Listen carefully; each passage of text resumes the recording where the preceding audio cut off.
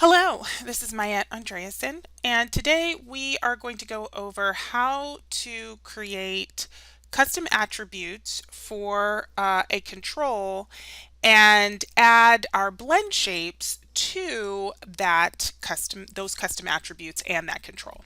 So right here you can see that I have my blend shapes. I have some very simple blend shapes.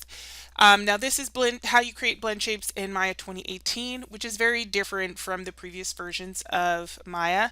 To find out how I created these blend shapes, please look at the tutorial on eCampus that goes over how to create blend shapes in Maya 2018. So you can see here that we have a stretch and we have a squash and that we have our default ball. So we have our blend shapes. I'm going to minimize this. And we have a control. So I can grab my control and my rig and I can move it around. I can zero it out back to its origin. I can also rotate it. So I have all of these abilities. The first thing I am going to do is I'm going to clean up the channel box by locking and hiding my scale and visibility. I'm going to hide the visibility of my locator, and now we can basically get started. So the first thing I want to do is I want to create some custom attributes for my control. As you can see here, we have a squash and we have a stretch. So those are the attributes we want to create. So I'm going to go to my channels menu and go edit, add attribute.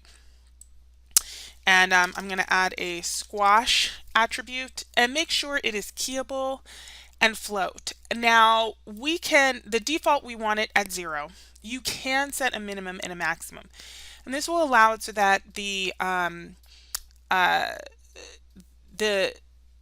blend shape doesn't get too out of control. So we could do a minimum of, it could be 0, right? And the maximum, we can set it to 10.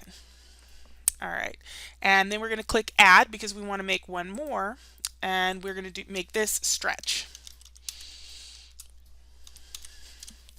It's going to be keyable, it's going to be float, the default is 0, maximum is 10, and minimum is 0.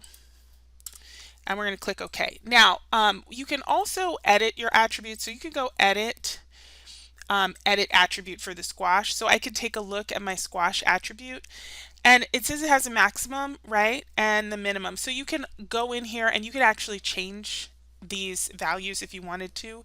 You can make it displayable, you can make it hidden. So you can go in and you can edit your attribute if you make a mistake. Okay, well now we have the attributes and they are on the control. But we can't actually do anything with the attributes yet because we haven't linked them up to our blend shapes.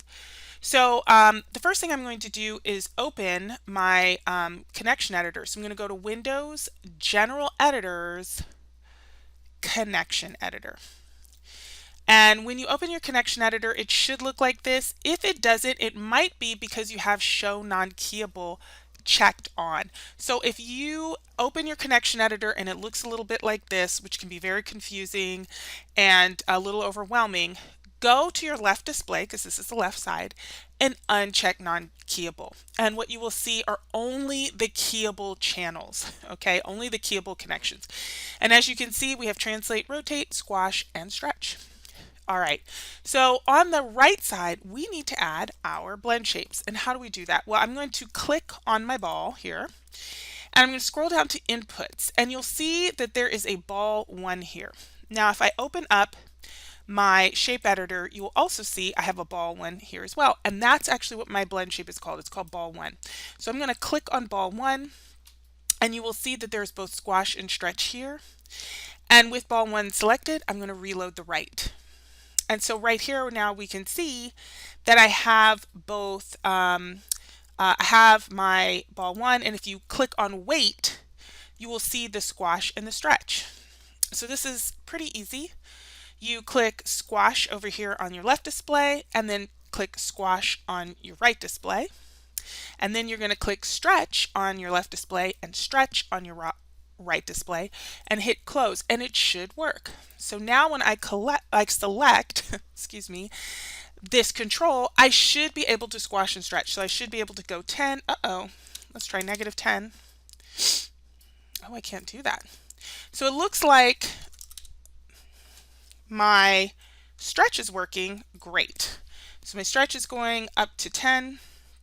And if I click in here and like middle mouse, click here and middle mouse drag, should be able to control middle mouse drag. It won't let me. Are you not going to let me? Let's try this. Nope. Well, let's click out of here. Let's click over here. So I'm trying to control middle mouse drag. It won't let me. So let's do 5, 1.